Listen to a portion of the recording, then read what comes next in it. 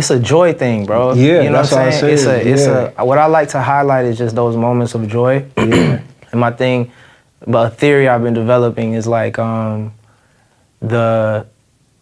there's very few things that match Black joy, you know?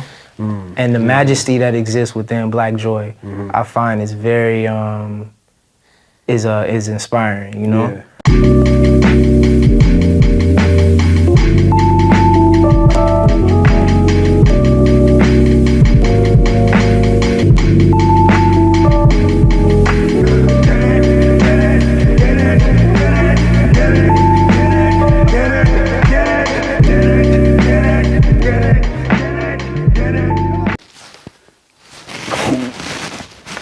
Anything off limits before we get going?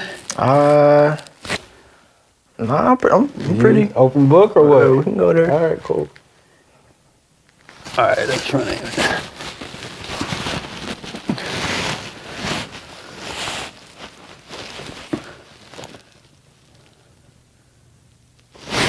Cool, man. That's all right.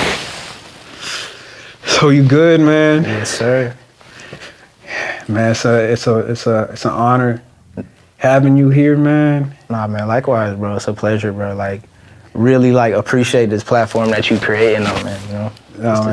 This lane of communication is dope, bro. For real, yeah. Yeah, that's what it's all for this. Like, I don't think I've ever, like, even, like, had, like, an in-depth conversation with you. Like, I see you, I've seen you plenty of times around. Yeah. You know?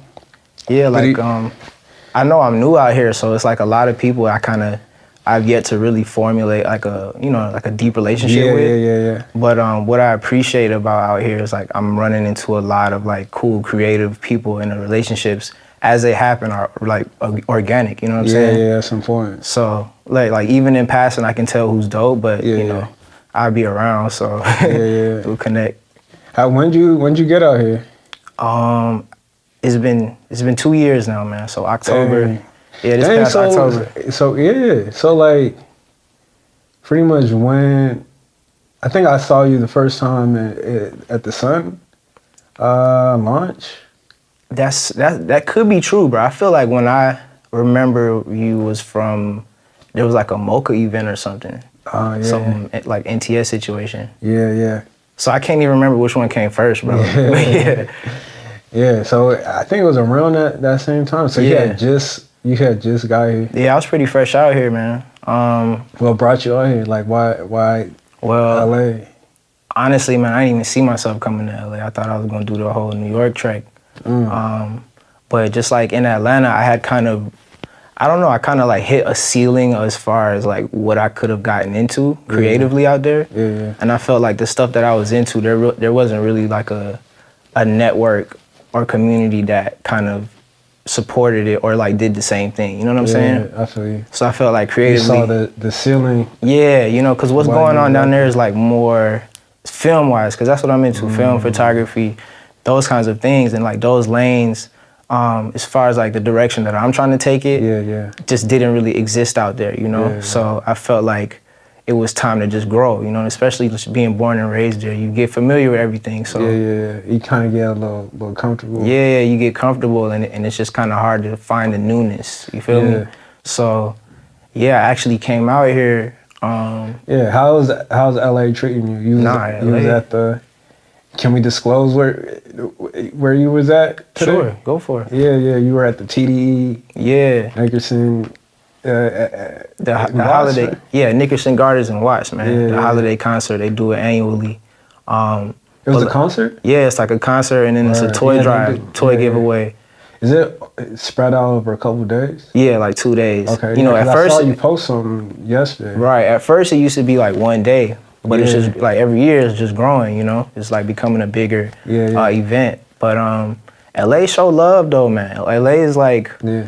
It's interesting, like when I first came out here, it wasn't even like I felt like I was in the middle of nowhere, like some new place, you know what I'm saying?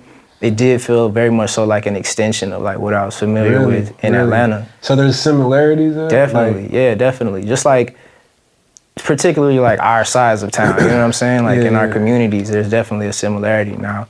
as far as size, it's way bigger. You know what I mean? So like you're coming in. LA's or LA? No, LA is huge. Atlanta's so tiny, man. All roads lead to Atlanta. Really? Yeah. I've never been to Atlanta. Well, you gotta check it out, man. You know, I just let people know that like I think people's expectations of Atlanta is more grandiose than the experience is. You know. Why do you think that? Because of ATL?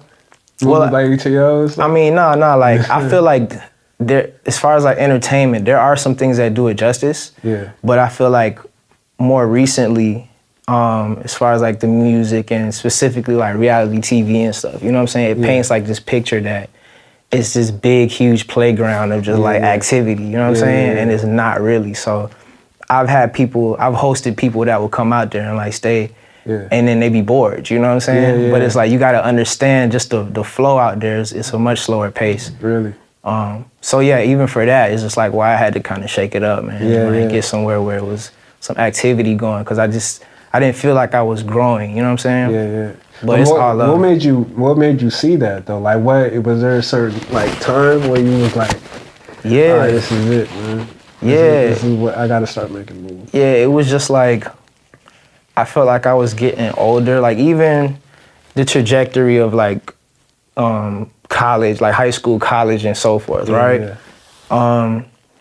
Like going into college, I had these plans of like doing art school and all this stuff, and it didn't really work out like that. You know, I ended up going a more low-key reroute. I had to do like community college and stuff like that. So a lot of that, pretty much like I was living an adult, like on your own life at an earlier point. You know what I'm saying? So you grew up quick then. Yeah, you know what I'm saying? You started seeing stuff a little different. Right. So I knew that by the time like a lot of my peers would be on the other side with me, their mindset and trajectory wasn't like where I was trying to go with it. You know what I'm saying? Yeah. So again, speaking to just like the support systems and the community out there, it just wasn't where I was at yet. Yeah. I'm very much so like an introvert, you know? So I feel just if I'm in my lab, I'm in the lab, bro. Like head down until I go back outside. You know what I'm saying? Yeah. So you were like probably like years ahead of what everybody else was doing. That's what it felt like. You know what I'm saying? Like I was a lab rat, bro. Yeah. And it's like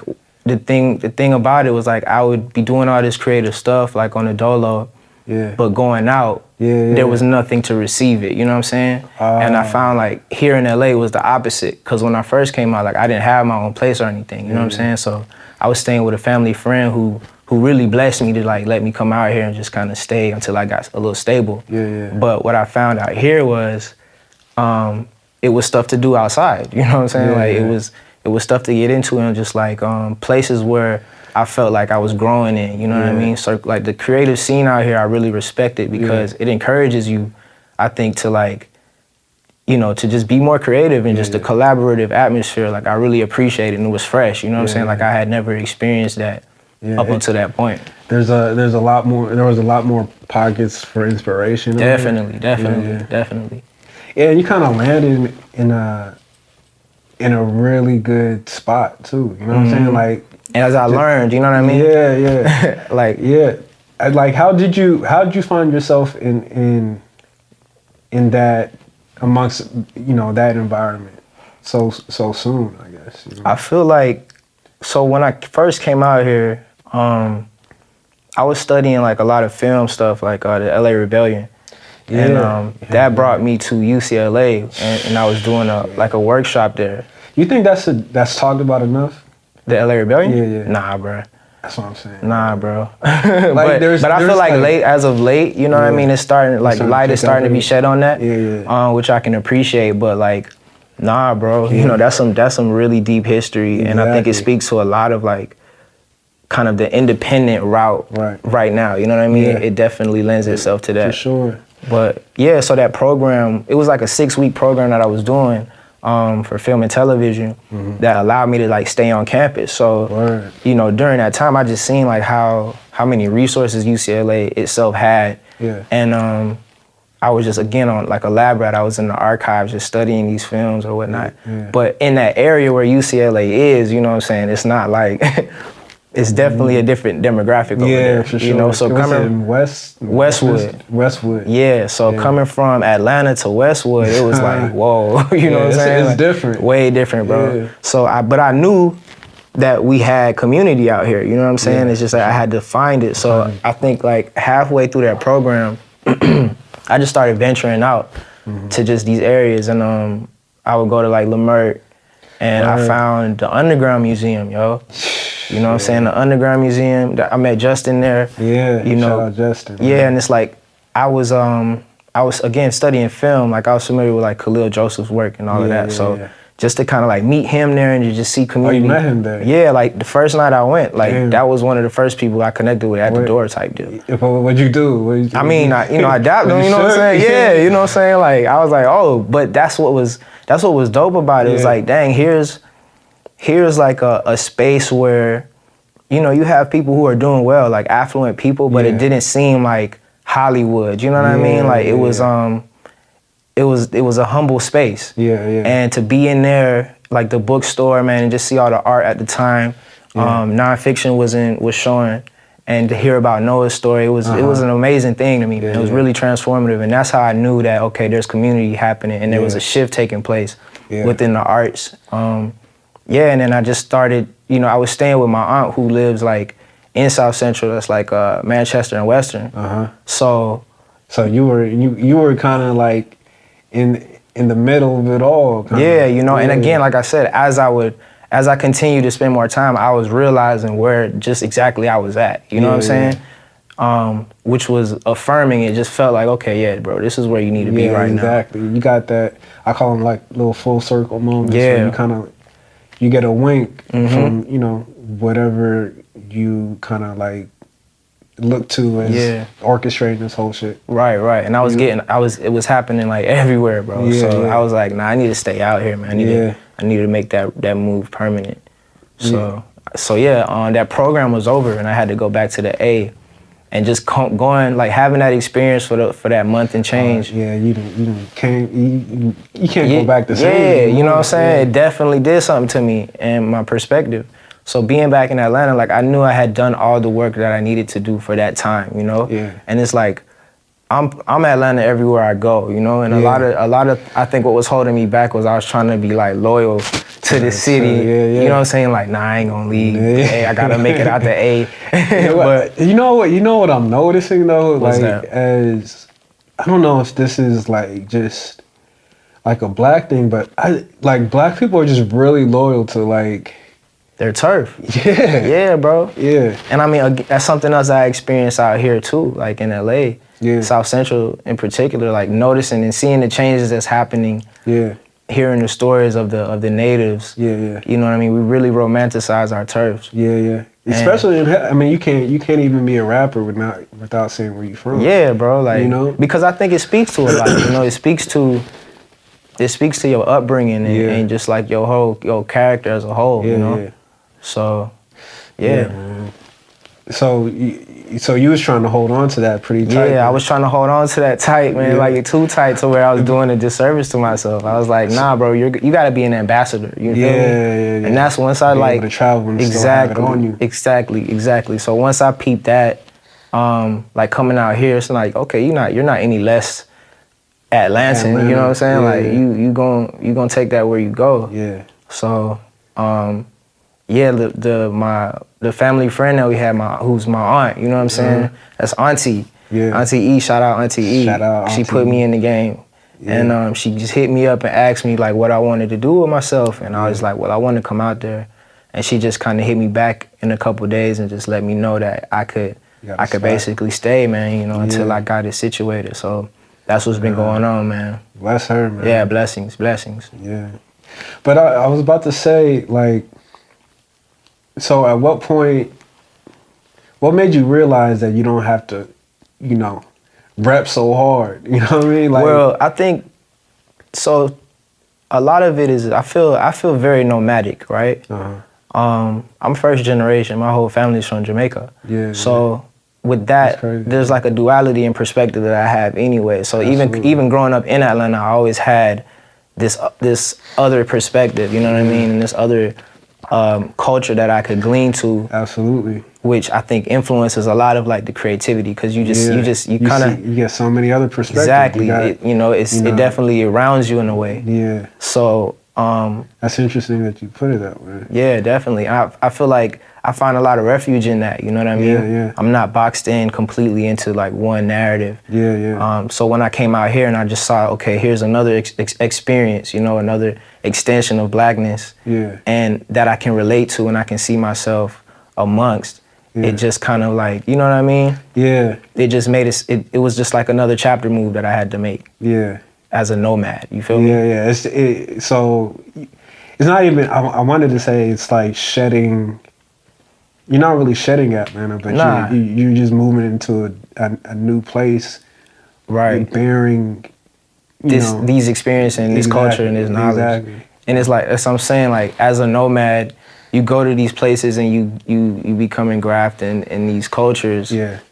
And even being out here, like if people sometimes might think I'm from out here, you know what I'm saying? Yeah. I'm always quick to correct them because really? I don't want to seem like those people who do come out here and just be false claiming. 2 years in, you know what I'm saying? Like you can't from the city. So you gotta have reverence in that way, because that's how I feel when people come to the A and just be like overdoing it. Yeah, like, you bugging. Yeah. So for LA, it showed me love. I really appreciate just like the hospitality that it's given me. Yeah. Man. So even in my creative endeavors, whatever I'm trying to do is to like, to highlight that. You know what I mean? I want to highlight what's already existing out here, because I feel like a lot of people who are from here, similar to like my way of thinking and perspective in Atlanta, is like you don't really see what's around you because you're around it every day. You know what I mean? Yeah. It's hard to find that newness. Yeah. So like being that I'm out here now, every day is a new day, and I'm seeing things and experiencing these things that are amongst everybody. You know what I mean? Yeah. But it's significant to me because it's new. Yeah, absolutely. Yeah, I've been trying to look in that lens too. I think so. I was telling you recently, I moved out to Pasadena. I'm close to the city now. Word. I've always went. I mean, I grew up in basically the suburbs. Mm-hmm. Yeah, it is the suburbs in the Inland Empire. Mm-hmm. And but I would, like, my family would always come to the city like every weekend and stuff. Word. And growing up, I hated the city, bro. Like it was just because it wasn't home. Like it was just it was something that was totally different from what I felt was home and stuff. Right? Yeah. But then, you start getting older, you have you start doing stuff, you get your whip and you can go to places. You can spread out somewhere. Yeah, and then, I found myself always in the city too. Like, just going back there. But like, it wasn't until recently where I don't geographically, I'm terrible with it. Like, I'm geographically illiterate in the city. Yeah. But I'm starting to see your GPS. Yeah. So, but now I'm like starting to see that like I'm gaining this intimate relationship with the city now. Yeah. That I've like shunned. Word. Since I was a kid. So it's like opening my eyes to a new lens. So it's new, you know what I mean? It's refreshing. It's a brand new city to me. Just like, kind of. And as it changes too, you know what I mean? I'm pretty sure it in a lot of ways, it might be a lot different. Yeah, than it was when you were younger. Exactly.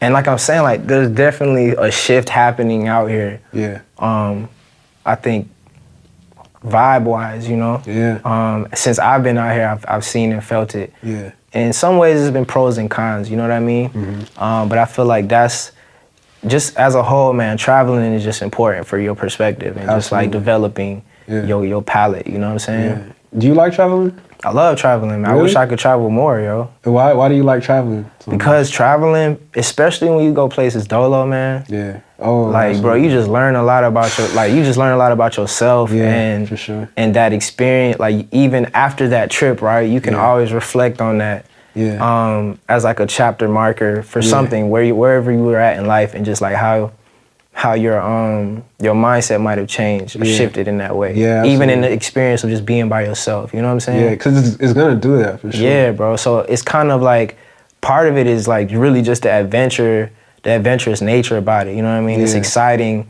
it's kind of scary, but it's like, yo, you know what I'm saying? You gotta complete the mission. That's what it feel like. You gotta dig deep and find something. Yeah, man. You in a new place, you're definitely gonna learn something new about yourself too. Right. I mean, cause like this year alone, bro. Yeah. Like I've just learned so much about myself, man. I love asking people this question is like, what's the latest thing you learned about yourself? The latest thing I've learned about myself is that I think I might be a little too critical or calculated in how I move. You know what I'm saying? And I think being as calculated as I am sometimes kind of gets in my own way. Yeah. When it comes to just like doing projects, you know what I'm saying? Yeah. And I feel like that. Are you like a type A personality where you have to have every moment like down on paper, like situated? Like I guess when you're like planning. Yeah, like I guess when you're shooting, do you have to have it all set, or are you kind of like in the moment? I think I work off spontaneity, bro. Word. I definitely let spontaneity have its way. Word. So how does that? Where does your calculations come? I feel like the calculation as far as like, okay, when and how I'm gonna do a project. You know what I'm saying? Oh, okay. Or even just so. I feel like this year was a heavy year for photography. You know, but like filmmaking is like actual shooting of films is something I want to get into deeper, you know? Yeah. And then music is also something I want to explore too. Right. But I feel like being as calculated as I am, I feel like I might in some ways have delayed this process, you know? Yeah. It's weird. It's like because you just didn't pick it up and go. Yeah, you know what I mean? So you was like, all right, maybe in 2 years or something. Yeah, you know what I'm saying? Because I mean, when I was in Atlanta, again, speaking to my whole lab mindset, like I had like a little mini studio situation where, you know, I was making the beats and I was doing X, Y, Z, but it was, again, I kind of like slept on it because it wasn't received, you know what I mean? So then I would go in other lanes like full force. Yeah. And I feel like it's really just a confidence thing, you know what I mean? Like, what would you be doing if nobody like even fucked with it, you know what I mean? Like, or even seen or heard it. Like, would you mean like music-wise? Like anything that you're interested in. Like, would you still be doing photography if nobody saw your flicks? I think or music. I feel like you said music. Yeah, like with photography, I kind of would continue. I feel like because photography to me definitely is like a hobby. You know what I'm saying? Word. And it's very therapeutic in a lot of ways. And just like I like to document, you know, I'm a very like archival, nostalgic person. Yeah, I was about to say, I mean, this kind of ties in with, you know, your nomadic life is, I was about to say about your work is, what I get from it is, it just really feels like the pride and joy of Atlanta, bro. Word. Like when I look at some of the, I mean, not all of the flicks. I mean, cause you know, you're pretty versatile. Yeah. But like on my coffee table, I have your printed. Oh, the zine. Yeah. The lowrider. Yeah, your lowrider situation. Yeah. And so when I look at it, it's like it reminds me of, you know, the South, but it also. It has this way of like, for the viewer, like when I'm looking at it, it's like I'm a fly on the wall almost. You know what I mean? Like I'm not even invited into this space. I'm just like fortunate enough to see what's going on. Right. And how people live what they find pride in, and also what they find joy in. Because, I mean, like you kind of gravitate towards children a lot. Oh, really? You know? Yeah. I feel like it's a joy thing, bro. Yeah, you know that's what I'm saying? It's what I like to highlight is just those moments of joy. And my thing, but a theory I've been developing is like there's very few things that match Black joy, you know? And the majesty that exists within Black joy, I find is very, is inspiring, you know? Yeah. So it's like those natural, like one of my favorite things about like photographing events and just spaces like of just large crowds and celebration is just seeing people like just catching them in that moment when they was like lit, you know what I'm saying? When they was really enjoying themselves. Man, that's a beautiful thing. Capturing that and like getting the nod afterwards, like if they see me, you know what I'm saying? Because we both shared that moment, like you see me having a good time, and it's like you noticed it, and I noticed it. You know what I'm saying? Because it's so hard sometimes to keep it genuine. Because I mean, honestly, you know something? As the photographer too, unfortunately, we live in a time where the photographer isn't really that trusted, you know what I mean? We have these platforms that can exploit, you know what I'm saying, these people, and I think everybody's a little weary of just like being as open to taking a picture as in the past, you know what I'm saying? So in doing that, that's why I feel more comfortable being in spaces of celebration, because, you know, it's just it's good spirits, it's good vibes all around, and like, I always try to humble myself to whatever surrounding I'm in. And build relations. Like if I'm not able to be at just like this spontaneous live event, right? I like to build relationships with people in the community, so it's not like I'm this, you know, this outside dude coming in, this strange anthropologist. You know what I'm saying? Because I feel like a lot of people do that, and I find that I do photograph, you know, Black life a lot, and I feel like to other photographers who probably aren't of color, like it's almost like National Geographic for people of color that they want to capture and take back to wherever Especially they go. Now it's like it's trendy. You know what I'm saying? That's what I don't dig that at all. So like when I'm in these spaces, similar to like what you were just saying, that you kind of like this, as the viewer, you feel like the fly on the wall. That's how I like to present myself. You know what I mean? Like, and I feel like it's energy based too. People can feel your energy. When you have a camera around them, you know what I mean? If it's something exploitive, or if you're trying to just be sneaky, you know what I mean? And that's what I was about to say. It's like, because there's a fine line in there's boundaries. There's a fine line in hiding behind your camera and then kind of like using your camera to observe. I guess, you know? And I think you tread that very, like, I don't feel like you're hiding behind your camera. Like you're very much in there. Word. You're almost like, man, am I even supposed to be observing all of this? No, I appreciate that, bro. Like I feel like I'm somewhat aware of that, you know what I mean? But I feel like because I've been photographing for so long, I just know how to move in these spaces to where I'm not like some weirdo, bro.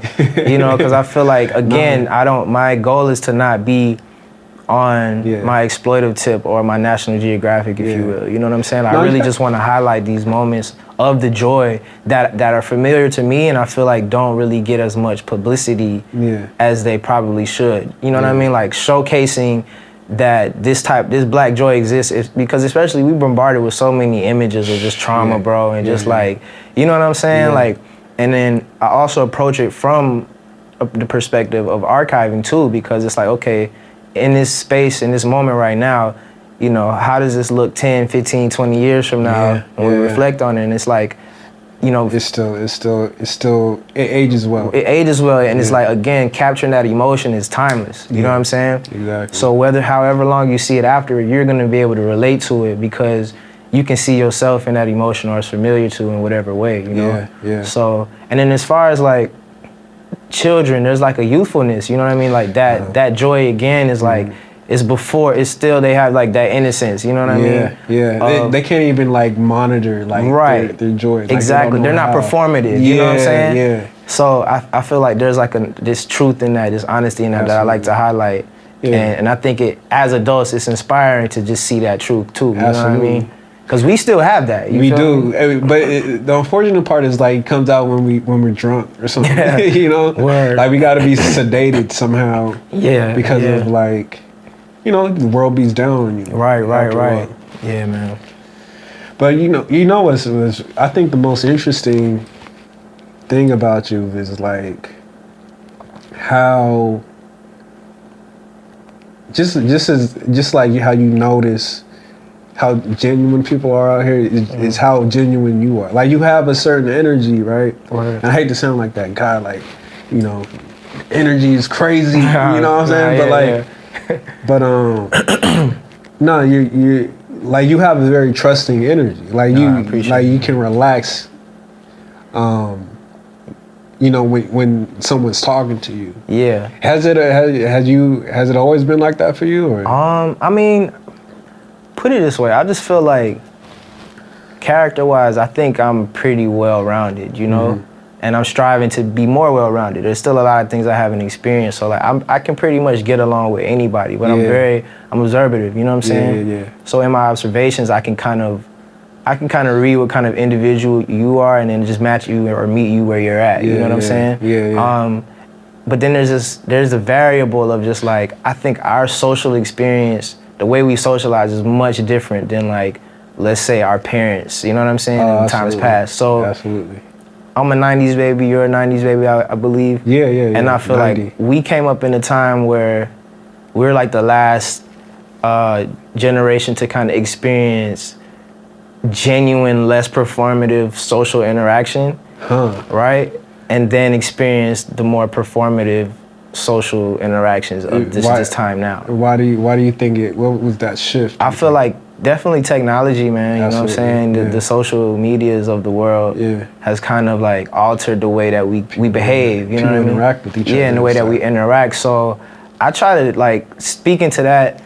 I'm aware that energy exists and that I'm dealing with people who are socially awkward. You know what I mean? Like I feel like a lot of us, we do have socially awkward tendencies. Yeah. And because we're all individuals at the end of the day. Right. Like you know how hard it is to like get along with somebody? Yeah, bro. Like, you know what I'm saying? So I think with me, it's just like, all right, I'm gonna try my best to get along with you. Yeah. You know what I mean? And cut that tension of whatever awkward tension it is and just like try to just be as genuine as possible so that you can relax, so that I can relax. You know what I'm saying? It's interesting that you made that observation about the 90s because I feel like I do the same thing. Like I feel like I'm trying to meet people in the middle. Right. You know what I mean? Like I will go, and it's tough. Like for me, because I'm a low energy guy.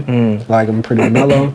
It's always toughest when I'm like meet high energy people. Yeah. You know what I mean? I mean, dog, bro. Like before I came out here, I was not social, bro. Yeah. You know what I'm saying? Like again, like I tell you, I'm an introvert. Yeah. I just be in my own space, head down.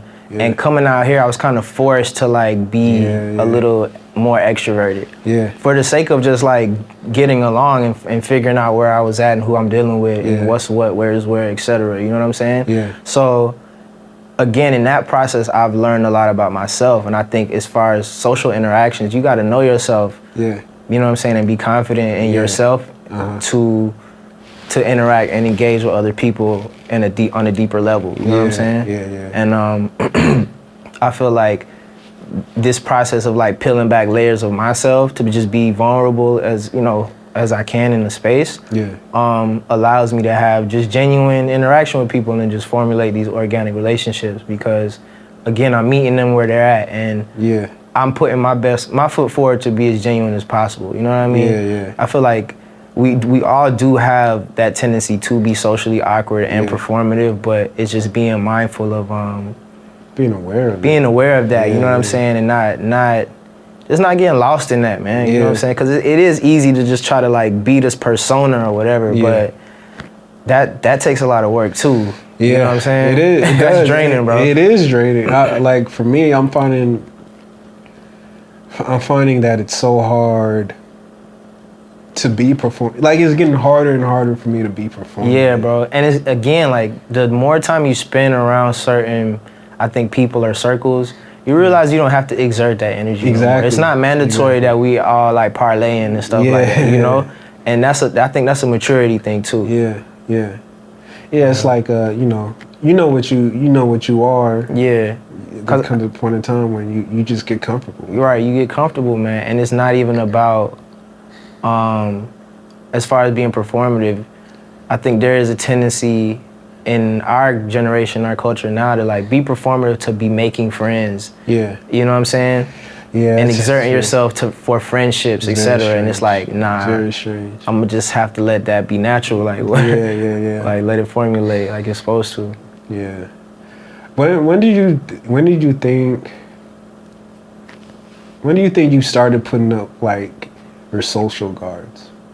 My social guards? Yeah, like I don't know if you can, I mean, it might be an off the wall question, but like just growing up as a kid, like when you start like noticing, oh, I can't do stuff like that in like social settings and stuff. Because I feel like as a kid, like you mentioned, like with your subjects and your photography, yeah, there's a point in time where kids they're not monitoring, you know, their reactions to the world, I guess, or like to their environment. Yeah.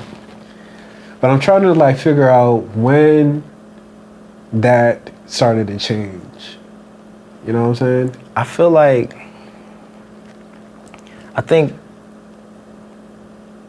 well, like for me, I'm the youngest, right?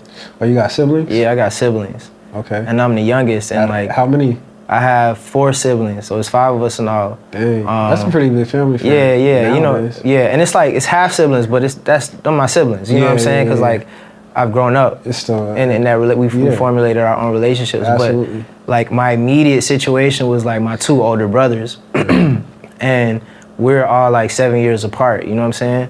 Damn, so there's that's like a good gap. There's definitely like a gap in between us. So for a lot of my youth, I was kind of dolo. You know what I'm saying? Really? Because they were, you know, in the college and like really living grown lives. Yeah. So I was dolo, but I also had somewhat of a blueprint, if you will, as far as like behavior to like, nah, I don't do that, bro. Like, you know what I'm saying? Or just, so that kind of helped me be somewhat more advanced and just like my behavior and just my being conscious of self and behavior, especially in public settings. You got the blueprint of like, all right, you don't do this. Yeah. Like, this is cool. Yeah. You know what I'm saying? Like that's cool or that's not cool, and or that's no longer, that's not appropriate. You know what I'm saying? Yeah. So what kind of people were your brothers, like your older brothers? Were they? Yeah. So like they were creative too, man. So. Really?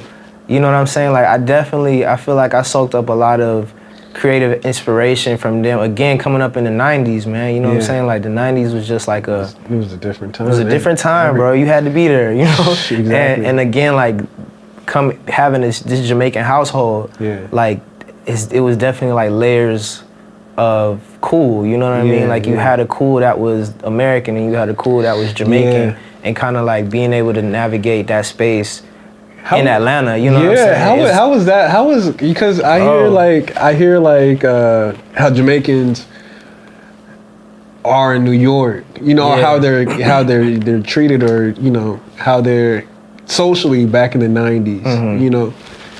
How was it for Jamaicans in Atlanta? In Atlanta, that's different. Yeah, it's different, but it's like Atlanta is still a very suburban, rural kind of place. You know what I'm saying? It's not.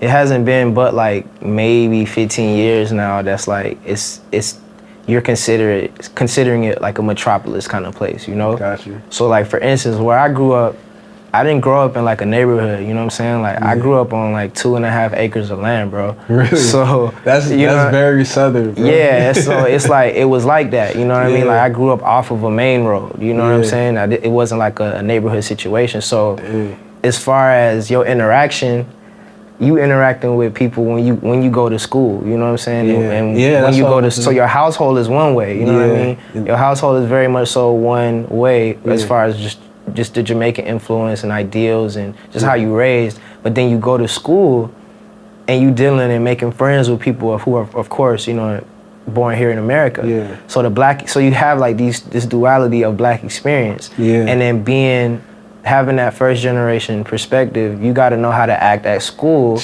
you know what I'm saying? And then you got to know how to not bring that to the crib, you know what I'm saying? Like, nah, I know exactly what you mean. You know, so manners and all of that is a big deal. And I think that's also another thing that might have shaped just like my behavior as far in public settings. Like in the household, you're really raised with just manners and respect. Right. And that stuff does go a long way, yo. It does. So I think that has helped me a great deal as far as like how I get along with people and just rationale and all of that stuff. But yeah, like, you know, just that duality and experience. You make friends with people who are like, who have completely different experiences as you know what I mean? Yeah. But you're able to because you're kind of projecting yourself in this American way, you can make friends, you know what I'm saying? Like, I'm more familiar with the Southern upbringing than I am of the upbringing in Jamaica, you know? So, same here. But I would get that from my brothers. Yeah, that's how it is with me, because I'm first generation Nigerian. Yeah. And so, just like you said, like there's certain things, there's certain code, you gotta kind of code switch. Straight up. To the house.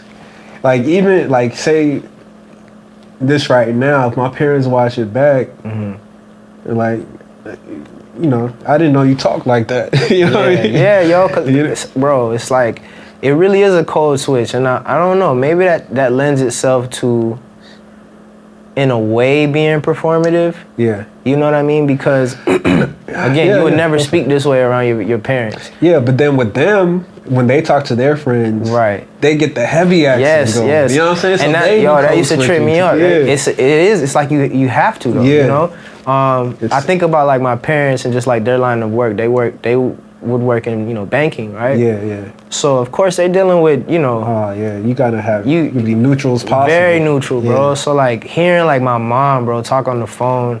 Like, just the perfect English, bro. You know what I'm saying? And then you get to the house... it's different, or my pops, you know? Yeah. So... Again, like, I think that experience isn't the common Black American experience to where anybody has to code switch like that. Yeah. You know what I mean? Or not that degree.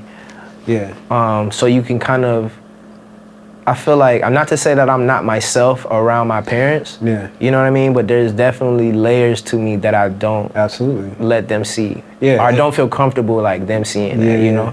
I think it sounds like, you know,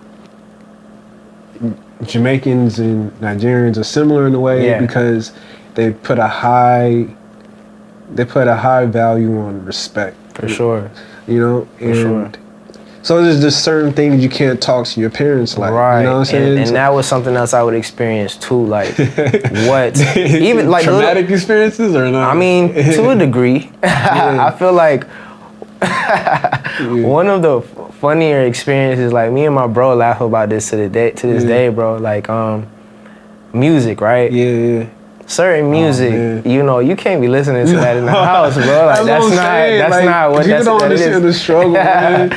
You know, it's the suppression, right? Yeah. And it's like, bro, I came up on hip hop, you know, I came up like old Atlanta hip hop, Outkast, Good Mob, the Dungeon Family was my introduction. I can tell. Yeah, that was my intro to hip hop. So like, I was a young boy, you know, knowing about it, and then as you grow, you begin to just you expound on the knowledge of hip hop. You know what I mean? Sometimes I relate it to like how comic book culture is. You know, like you learn about an artist who's connected to this artist over here, and it's like a whole thing. You know, and with the Atlanta artists, it was very different because like when Outkast first came, they sounded like New York niggas. Right? And because that was the thing. Like that's who was running. Is like that's who you were gonna try to like emulate. Yeah. Until they got comfortable with themselves. You know, and it's like. They really trailblazed it, but that's a whole nother story, bro. Yeah. But I say that to say, like, the music that you could be bumping this music with your friends, or even like stuff that you watching on television. You know, like you can't be watching that. You know, there was definitely like adults. Think like a boundary between what was for adults and what were for children, you know? So you don't cross those, you know, even the way that you speak to your parents, you know, you don't, your parents not your friend, that's your parent. I know you've been told that, right? Yeah, I'm not your age mate. I'm not your age mate. So like, in those situations, so back to this story that's funny, man. Like, I remember when Juvenile, or the Cash Money, you know, back that ass up came out, right? And that video, you know what I'm saying, was pretty like, you know what I'm saying? It was graphic. They were going in, and that was my first exposure to anything like that. So, bro, you know, BET, bro. You ever fuck with BET Uncut? Oh, bro, come on, man.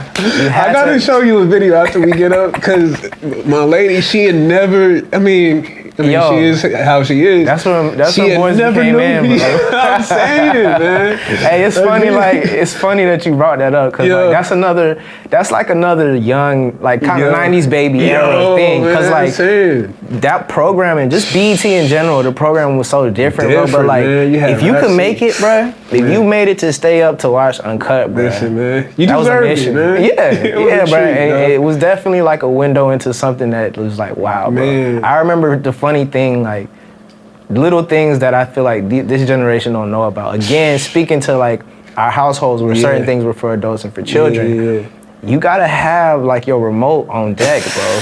I'm saying, with the last channel being something that was age appropriate. You feel me? The previous gotta be age appropriate. Recall, whatever it's called, man. Whatever your button was, you had to have it on. Like, you had, bruh. Mine was 49. I think Nickelodeon. It was, bruh, Disney, Nickelodeon, or whatever, bruh. You had to go ahead and refer to that ASAP, bro. Don't let the battery be dying. No. But nah, so that video was on, man, and you know, this is like after school. Yeah. And I'm watching it, bro. Like, I'm watching it and I'm jumping on the couch, bro. Just wilding, bro. You know, and my mom came out, bro, and seen that on the television, bro, and she chewed me out, bro. I'm telling you, like.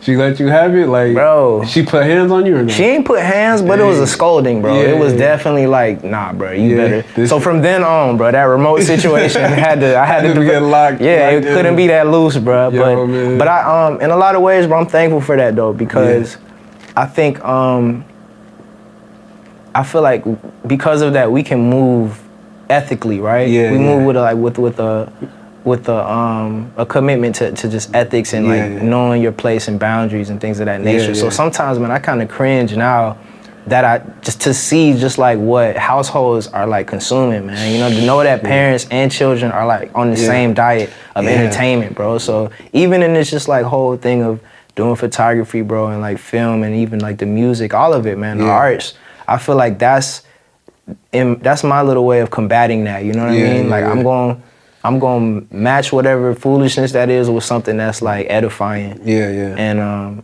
just to kind of like provide that option, bro, because I think, I don't know, this generation, I just feel like they're bombarded with a lot of just like, they stay exposed, man. It's unfortunate in a lot of ways. Because I don't feel like they necessarily experience in childhood, you know? Nah. I feel like the internet allows us to be any age we want to be. You know what I mean? Like, just like a Wi-Fi code gives you access to like kids having like an Instagram, like you can follow anybody. Bro, and that's what I'm saying. The boundaries, bro, or the lack thereof, is just kind of strange to me. Because again, like as children, you know, us staying up to watch certain things on TV, bro, like that, you really had to make it a mission to do stuff like that. Like you know, there was consequences. There's no consequences. Exactly, bro. To it now, like man. I remember me and my cousin. See, you know Adina Howard. Yeah. You remember? I don't know what album it is, but she was spread out in front of the album with this white, like tank top on. Vaguely, bro. Yeah. Black shorts, like a black. Because Adina was kind of racy, bro. Like her content was definitely like, you know, she was going after something. Yeah, you know what I'm saying? Like, and I remember my dad had that CD, man, like downstairs in the living room.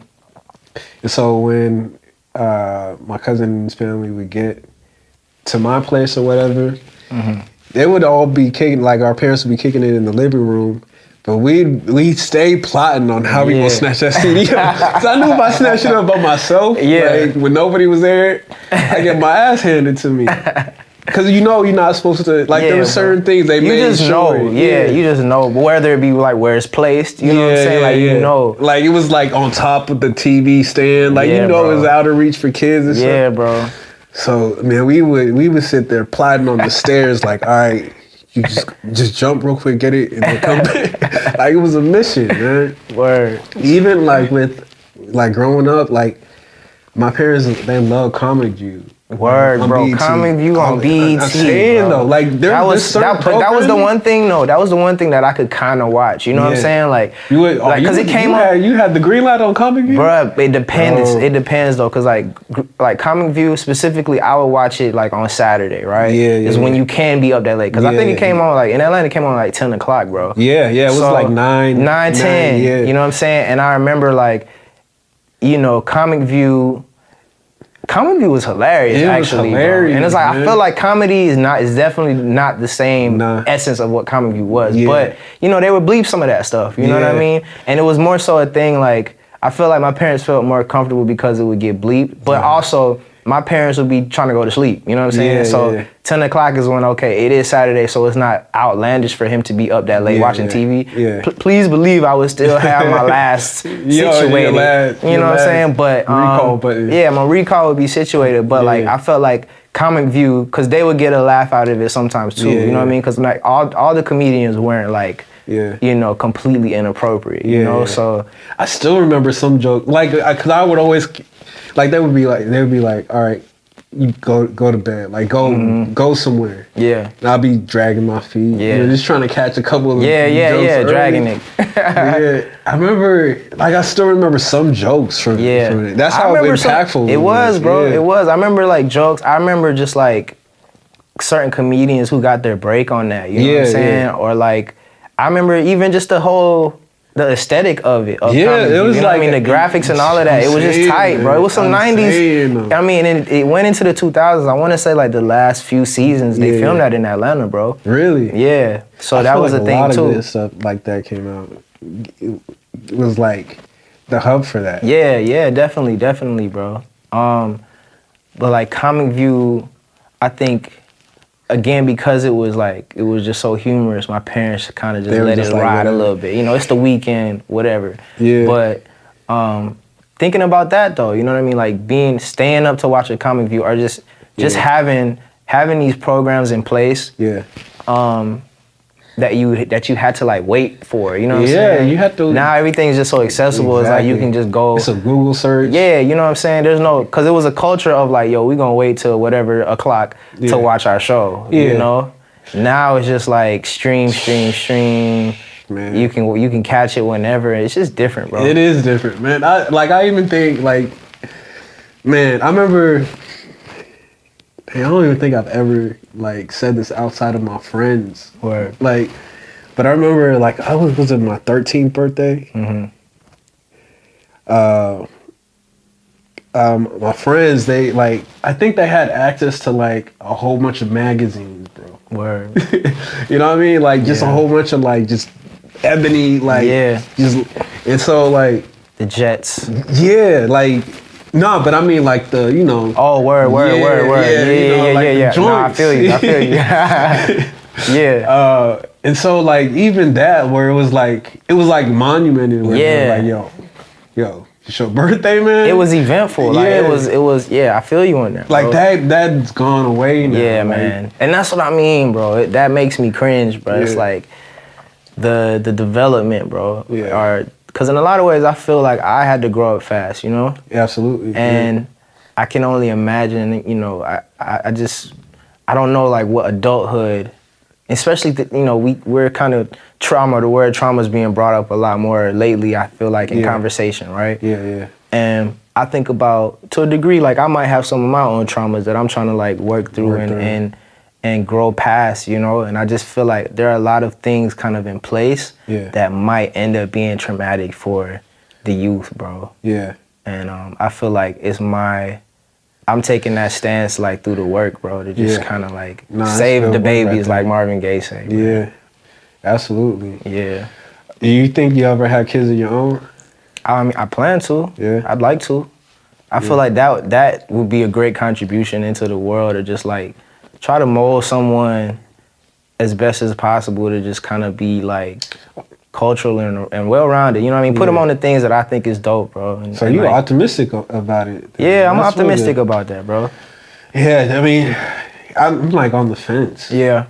I definitely want kids. And I mean, I feel like, put it this way, bro. I want children, but I'm not going down that road until like I know I'm situated, bro. Because I feel like it makes no sense doing a disservice to the child, bringing them here when like you ain't situated, bro. Like makes no sense. Both y'all struggling, bro. You know what I'm saying? And maybe that's kind of like, that's one of those calculated things where it's like, oh, I got to be X, Y, Z before. Because who knows? It might not happen as as I plan it. You know what I mean? But in any event, I would like to be prepared. You know what I mean? And be able to facilitate that as best as possible, man. Yeah.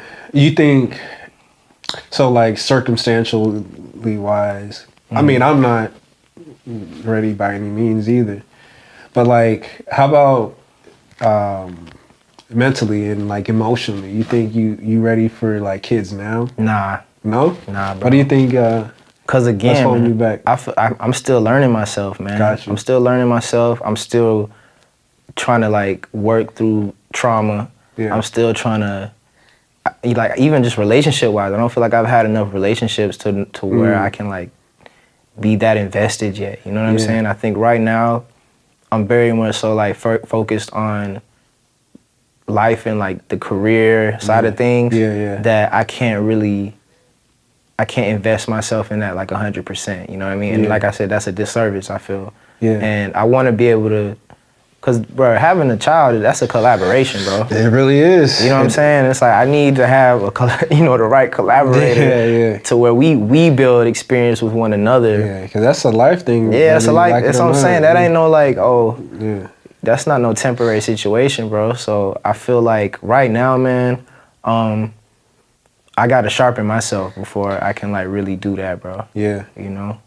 Yeah, absolutely. Yeah, I don't like. For me, I'm like, and it's weird, bro. Not to cut you off, but like some of my homies, they got children, you know. Yeah. And how's that? I mean, it's cool to see them, you know what I mean, and I see how it changes them. Yeah. I see how it changes them to kind of like be more on to just tighten up, you know. Yeah. They can't be out here loosey goosey. Yeah, they can't, because you just can't, bro. If you're trying to be a good pops. Yeah. You know, and I feel like that's another thing. I feel like I had a pretty good example, bro, of just like a man in the house, you know, just a father figure who kind of like who did his best to like instill values, right? Yeah.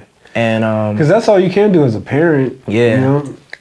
Yeah, bro. So it's like I feel like I got a little bit more growing up to do before I can effectively, you know, go down that road. You know, so.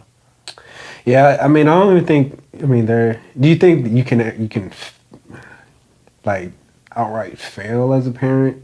Oh yeah. Yeah, I feel like sure. I mean, you definitely fail if you not providing the love, bro. You know what I'm saying? If you not, and that's what I mean. Like that's why you gotta kind of be sure or plan it as best as possible, because I feel like that's one of the quickest ways to fail as a parent. Like bringing a child and you just weren't prepared to like handle it, and then like I noticed even coming up, bro, like some of my friends who might have had kids early, you know, it becomes their parent taking care of that child, you know? So then the relationship with the actual parent is kind of closer to a sibling, you know what I'm saying? Yeah, I definitely seen it. And that's what I'm saying, like when that child does get older, it's kind of difficult for them to navigate authority, you know what I'm saying? And navigate through all that as far as like where those emotions lie as far as like their guardian and stuff like that, you know? So I never want to create a conflicting situation like that.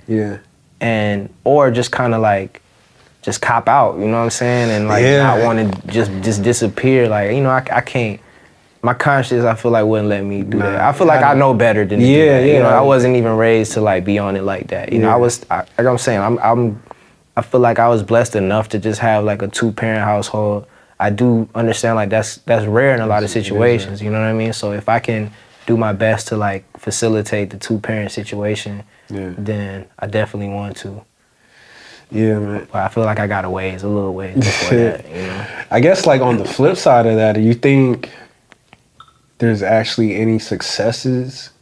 Man, these are like, there's like obvious questions, but I'm trying to get to like, I don't think there's a right way to parent at the end of the day. And that's, I kind of agree, bro. Like I feel like, again, in my mind, checking myself to not be all calculated to where. Yeah. And I think some of that stuff kind of come out of fear. You want to be too protective and just overbearing, and that also molds a child in a negative way. You know what I'm saying? The way they kind of sheltered, or they not living. You know. Yeah. So I feel like, I think it's something that it's on the job training, bro. Yeah. You know, you kind of parenting. Yeah, parenting has a lot to do with just spontaneity and like, okay, we gonna figure it out as we go. Like, cool if you have people close to you who have children and you know you're around children. Even that's something to think about too. Like, I don't know if I'm like, I see people who have kids, right?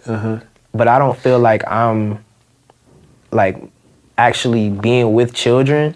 I'm not the most comfortable. Me neither. in close contact with like other people, kids in general, other people's kids. You know, I kind of feel like I don't know how to. Yeah, I don't know how to navigate. Yeah, you know what I'm saying. So that's why I feel like I'm not ready for that yet. You know. Yeah. And maybe it's just a situation of like, when it's my kid, you know. Yeah, that's what I always think. I always cop out and be like, it's because I'm not gonna see this kid, you know, day in, day out. Yeah. So like, what's the use of trying to build this?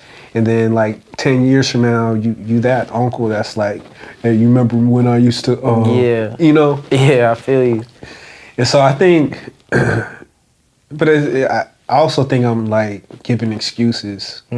Because also like what I find interacting with a kid is like, just like how we have like that tendency to like find a middle ground. You absolutely have to do that with kids in a way. And it's very vulnerable for you too. Because so in that way, because that's not a way that you always behave. Yeah. You know? And that's what I think that's what I run into a lot, like how to be kid friendly. Yeah. As far as like, how am I talking to you? Like when they do the baby talk and all that stuff, like I find that difficult to do. I can't do it, bro. I can't do that, bro. You know what I'm saying? That just feels I'm weird. talk to you like an adult. Yeah, you know, so I feel like that just comes with just like just proximity. Like some people are around kids a lot, so they know how to do it. You know, they just meet them there. Yeah, they meet them there, and they can just turn that on. You know what I mean? They can turn that interaction on with children. And I feel like I haven't really gotten there yet. My eldest bro just had a baby girl. You know what I'm saying? Shout out to him. So that's cool. I'm an uncle, and it's like it's the first time that I feel like a real uncle, you know what I'm saying? Like you there. Yeah, like my elder sisters, they have children too, but like they're much bigger and like close. Some are close in age to me, you know what I'm saying? Yeah. But this one, like she's just seeing her, she's brand new, bro, just new life, and just seeing how. That's so strange, man. Yeah, man, because it's like, bro, last year you wasn't here. No, like, that's what I'm saying. Like you all the way tangible right now. Yeah, like you need to learn how to like even move your neck. Like you got to bro. So seeing that process with my brother and his little one is like, wow, man, like this is dope, bro, because it's like every day, it don't stop, you know what I'm saying? Like every day she's growing, bro, and it's like, she's starting to get like her own little kind of like, you can sense personality about her now. Really? You know what I mean? I can only imagine when she started like talking and all of these things, you know. And I feel like there for it all. Yeah, and it's like, but as the actual parent, I can only imagine like how cool that might be. You know what I'm saying? To just see this development take place and just trying to like nurture and guide that situation. You know what I'm saying? Yeah. I feel like as it stands right now, it kind of seems scary too. You know, because it's like that's responsibility right there. Exactly. You know? Like what else? Stuff is definitely gonna change in your life. Yeah, like, man. Like it's inevitable, bro. Yeah. I was just talking to a lady about that, and I was just like for me, like I know change is gonna come. I'm not afraid of it. I'm just curious about it. Yeah. You know what I'm saying? So like how you would adapt to it? Yeah, I don't think I'm afraid of it, but like I feel like other people, because I have a feeling like once I have a kid, like I don't think anything else would matter as much to me. You know I feel that though, bro. I feel like, because that's going, like what else would matter as much as that, you know? Like that's kind of and that's why I feel like, you know, when parents say, my child is my world, you know? Yeah, it's a lot of responsibility as a kid, but like, I get it too. Yeah, bro, because I mean, at that point, you're not just busting moves for yourself no more, you know what I mean? Like, you got something to facilitate here. You got to see, bro, and it's like, again, going back to what you were saying about being like failing, you know? Yeah. I think that puts the battery in your back. Oh yeah, it's to like not do or fail. die. Yeah, not do or die. Yeah, sink or swim or something. Yeah, you know what I mean? It's like, nah, bro, you gotta facilitate that as best as possible. Yeah. And yeah, you gotta figure it out. So I think to that point, it is like an on the job situation. Yeah. Like, you know, you're gonna learn as you go. Yeah, like I always think like, what if I have a kid and like from now on my beats is all trash?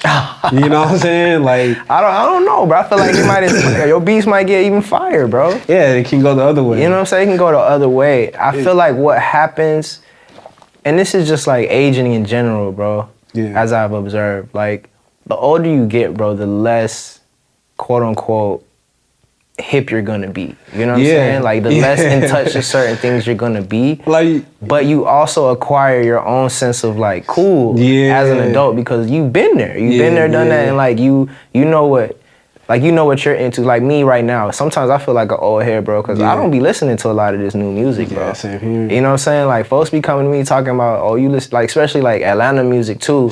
I'm kind of tapped out on a lot of the new stuff, bro. Tricky. I just can't relate to that, you know? So I think that's what happens when you get older. It's just certain things you just relinquish. You know, you're like, you know what, I don't have to be as invested in that anymore or be as up on that anymore because this is my life now. Yeah. These are my responsibilities. This is what I'm into, you know? Yeah. So I think, put it this way, like even like the music you listen to, right?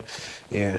I would imagine like, don't you have like a soundtrack, bro, of like music that you kind of return to? Absolutely. Right. You've created like this world and this bubble of like, yo, this is my life music right now. Absolutely. So I think in that in itself becomes like your fertile soil, right? Yeah. And then as you grow even further, you're gonna acquire like, you know, you're gonna start exploring other things, bro. Right.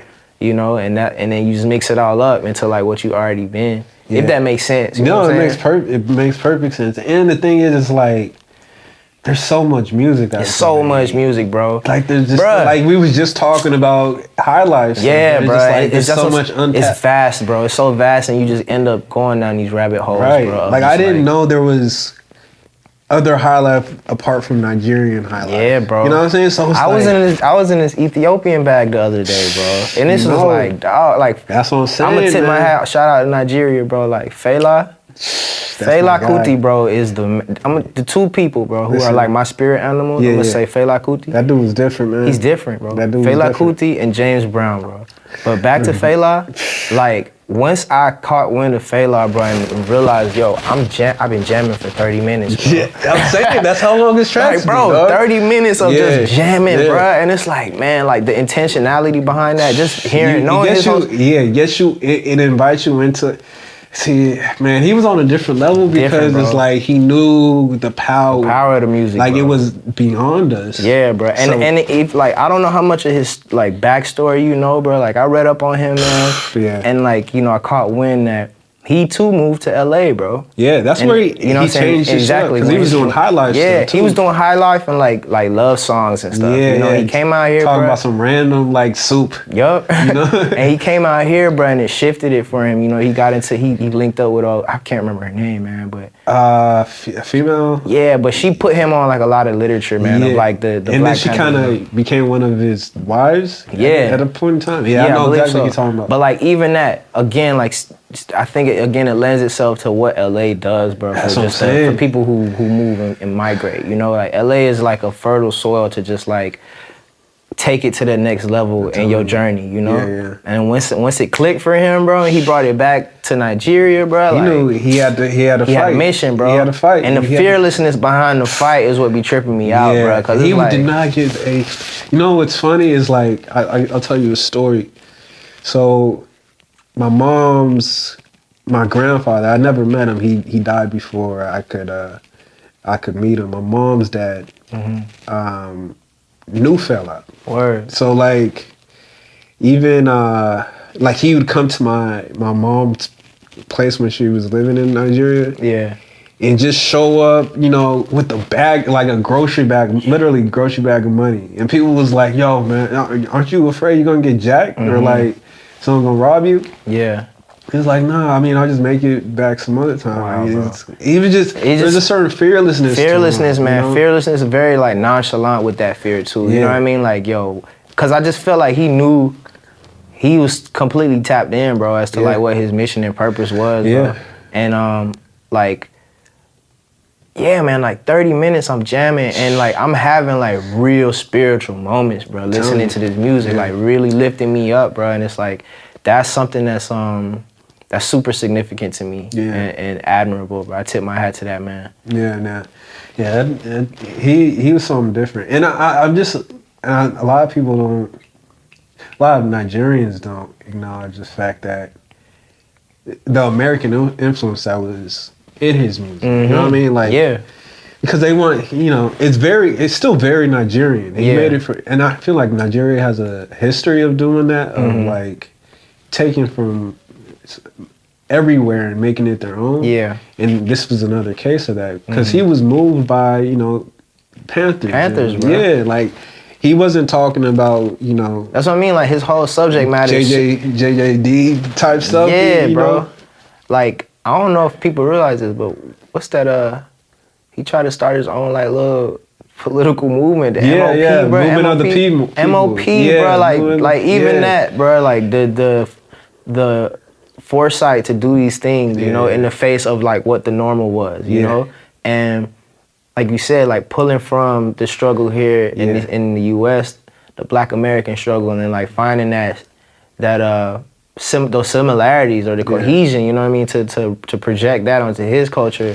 Again, like speaks volumes, because it's like you ain't have to do that, bro. You know what I mean? Like you didn't have to do that, and he didn't have to do a lot of. He didn't have to do a lot of stuff, bro, and like that, just how he would still come back after any opposition, bro, and like be on stage, like the live performance aspect of it too is just like, bro, this is spontaneous. Like, this is just you riffing right now. And you know what? As much as we have shit like on the internet, there's not that many performances of his performances on like YouTube, and I think that's so.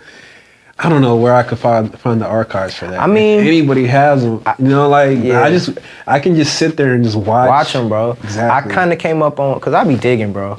I get to surfing on online, link bro, me, for anything. Yeah, I'll link you, bro, for sure. Like I done seen some things, man. Recently I came up on like one of his album. He had like an album release party, bro. Wow. I forget which album it was, man. But he just has like so many albums, man. Dude, that's another thing. Like his the catalog is crazy, bro. It's crazy. And I love artists like that, man, because it's just like, man, this was your life. Like, look how much you left behind. You know what I'm saying? He's still speaking. Like I literally think about like there's a certain aspect that I still wear on it from him. Like there's a certain energy that like that fearlessness that you gotta have in your music. I mean, or just like your day to day, especially as you know, as a black male. Right. It's like there's certain things you just can't go for. Yeah, man. And he puts like the battery in your back to like to take it there. Yeah, man. Shout out Fela, bro. And the music be matching too, man. And that's another thing. Is like almost any emotion, bro. He got a song for that.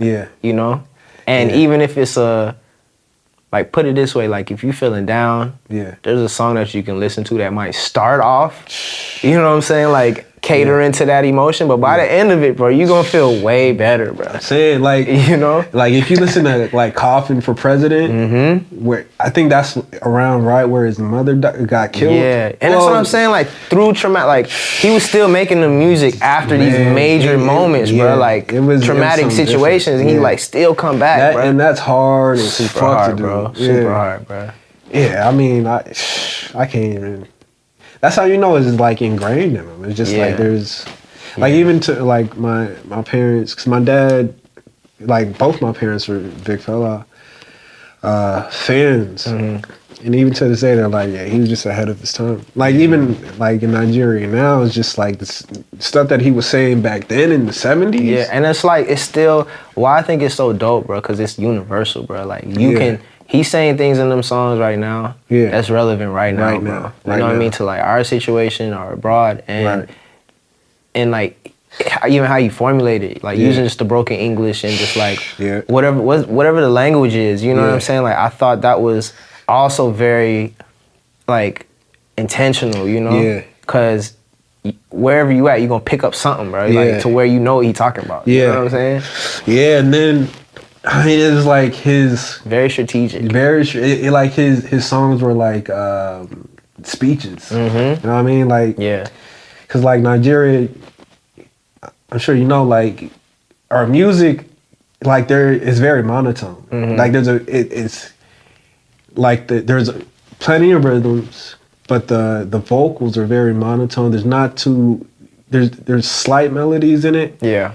But it's like they're speaking to you. Right. At the end of the day. I mean the men at least. Yeah. There's a dialogue there. Yeah, and so like even in like I hear like in his shrines, it was like I imagine it how it would be like saying a get together, with the Panther Party. Mm-hmm. You know what I'm saying? Where you had, I don't know, pick your leader, corralling,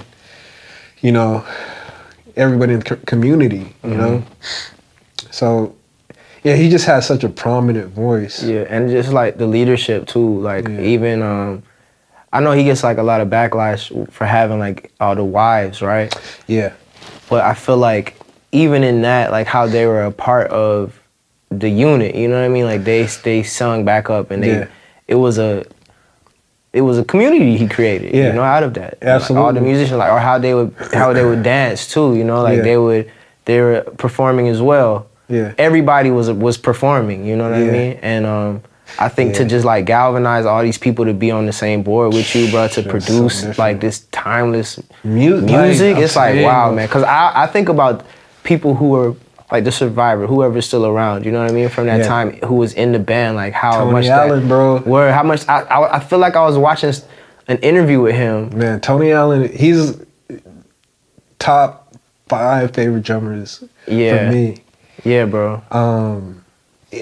Like he's just influential on like my drums now, like just because, like he just like a lot of that he was like co-producing with Fela. Yeah. You know what I'm saying? So it was just like that's a whole like you automatically get all the respect from me if you create a genre. You know what I mean? And like they single-handedly did that. Like it and it's not, I don't even think they knew what they were doing at the time. That's how powerful the music was. Yeah, man. Dope. Yeah.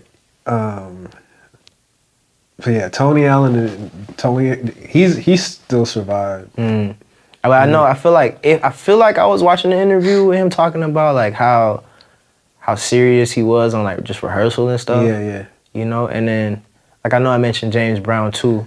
And James Brown definitely like has his bag of criticism, right? Yeah. But again, bro, like being able to just on a spiritual level move people, bro, with that energy, man, and like be real serious, just dedicated to the craft like that, bro. Yeah. I gotta tip my hat, man. He's another one of them where James Brown's by far my favorite producer of all time. Yeah. Just because. I mean, and it's, bro, like hip hop bro. There's so much hip hop in James Brown's tracks, bro. It goes hand in hand. I feel like he's the godfather of hip hop too. For sure, easily, bro.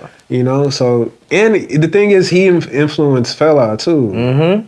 And his like the way he performs and stuff like that. Yeah, man. Just like even with the showmanship. The instruments too. I think he was seeing just like the bass lines and just. And with Afrobeat, classic Afrobeat, like there's a lot of like guitar licks that are very similar to like 70s funk. And I know he got that from James. Yeah, man. So it's like, man, you ever think just talking about criticisms that like artists get away with a lot of shit because they're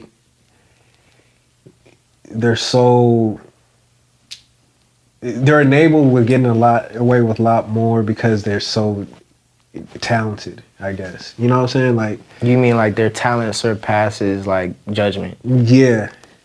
I do. Like certain artists. Yeah. You know what I'm saying? I feel like in hindsight, like certain things certain things I feel like they probably should have been reprimanded for. Yeah. They weren't because of their celebrity. Yeah. You know what I mean? Yeah.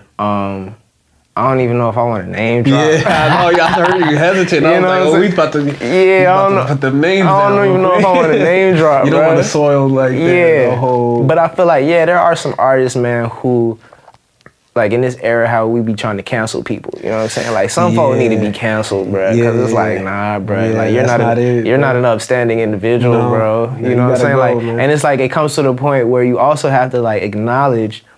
How much do you really like their music? You know what I'm saying? Like, is their music that important to where you have to like overlook their behavior? You know what I'm saying? Yeah. And I feel like, especially like now, where people like celebrities, they get away with so much stuff, bro. That it's like coming up. Yeah. That would have been like, you would have been canceled for that. You know, you out of here, bro. Yeah. But now, I don't know, like, everything's so lenient now, you know, again, like, to what we were speaking on earlier, as far as, like, everybody's, like, on the same diet of entertainment, you know what I mean, or just consuming all of the same things to where there's less of a boundary from what's for adults and for children. Yeah. You know what I mean? It blurs that line of, like, what's, like, outlandish and just what's entertainment. You know what I'm saying? Like, let's not be quelled by it being quote unquote entertainment and overlooking like how outlandish. You still have like some morality. Yeah, the morality. That's the word, bro. So it's like the morality, the lack of morality I find sometimes with some of these quote unquote celebrities. I feel like pull their card. Crazy. Pull their card, man, because they flag on the play. Yeah, like everything is for consumption now. Mm-hmm. Everything is consumption, and everything is has like this element of like shock value, you know what I'm saying? Like how can I be as outlandish as possible to get the views or whatever, you know what I'm saying? I think we get caught up in that and we don't press people, bro. We don't pull their card for needing to do better. Yeah, it's gross. Because you have the platform. Like that's why it's so dangerous, because you have that platform and you wilding on it, you being reckless, and you kind of normalizing these things. And just the example that you're setting, I feel like the moral compass is off, man, in a lot of ways. Yeah, because like whether you like it or not, you do have a responsibility to other people. Like you can always be like, people are like, oh, I don't want to be a role model. You know what I'm saying? But you kind of are like, you can't even help but be that. You know? You as a human being, I don't think we're here for ourselves. Nah, bro. You know. Nah, especially if you on the art wave, you know. Yeah. Like you doing it's bigger than just yourself, man. And you just like, if you're gonna get into it, you're gonna have to be cognizant of that responsibility. Yeah.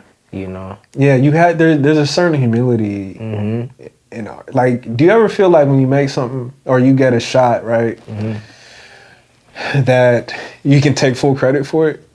Nah, man. A lot of times that's something I kind of grapple with, right? Yeah. Especially being in like spontaneous situations where I'm photographing people and I know that there's a chance that I'm probably never gonna see them again. Yeah. And also like just kind of that in the moment interaction with people is kind of it's weirdly, oddly enough, it's like impractical to like get a whole rundown on who they are and where can I find you. You know what I'm saying? Like in some situations, just the moment is just so fleeting, bro. Right. You just gotta catch it when you catch it, bro. Yeah. And but again, like for me, as the photographer, like I have the responsibility to like, if I'm gonna photograph whoever, I have to like photograph them in a way that is edifying. You know what I mean? To where I'm uplifting the quote unquote subject, you know? So that if they were to walk up in a museum one day and they saw themselves, they would be proud of what they see, you know? Yeah. Because I feel like to your question, I can't take the credit for it because it's really all about the individual that's in front of this camera right now. Yeah, you know what I mean? Just happen to be there. I just happen to be there, you know what I mean? Like the only credit I can take is acknowledging that moment to capture them. Yeah. You know, but they're the person, they're the thing that's making this all work. This all work. You know, without them I couldn't have done it, you know? Yeah. And I think it's just really important to like have it come with that humility. Because even me, say I'm filming something or I'm making I never feel like I did this. Mm-hmm. You know what I mean? Yeah. Like, I don't know. I it's like. Do you look at your work sometimes though, bro? Do you look or listen to some of your work? I'm a fan of your work, bro. By the way, like I really feel like the way in which you approach like the craft is is very. Like, you have a stamp on it, you know what I'm saying? Thank you, man. And I can tell that you care about what you're doing, bro. Yeah, thank you, bro. So, like, when you do create something and, like, you step back and, like, listen to it or watch it, you know, is it somewhat of, like, an outer body situation that you feel sometimes? Like, are you surprised, like, damn, yo, I made this? Yeah, I think message-wise, I guess, like, my solo projects are, like, when I usually with the solo project, I have like something I want to say. Say word in it, as opposed to like producing for somebody. Yeah, they become my voice, which is. So do you find that when you're producing for people, like, is it important for you to like spend time with that individual, or do you just have stuff on tap to where you know that sounds like you? Yeah, it more so the second, the latter. Okay, but. I don't work with too many, like I'm pretty selective on who I actually want. And how does that work for you, bro? Like, what do you kind of like look out for, or what do you feel like you gel with? Honesty, word. Just genuine. For sure. Like, I was just thinking about my man's Max. Yeah, bro. Shout out Max, bro. Shout out Max. That's my musical brother, man. Word. So talking to Max, he's interested. I've never said this to Max, but talking to Max, I mean, just because I just observe a lot with people. I know when I talk to him, I'm not getting the full story of what he's feeling, and that's for most people. But like with Max's music, I think that's where all of that is placed. Yeah. You know what I'm saying?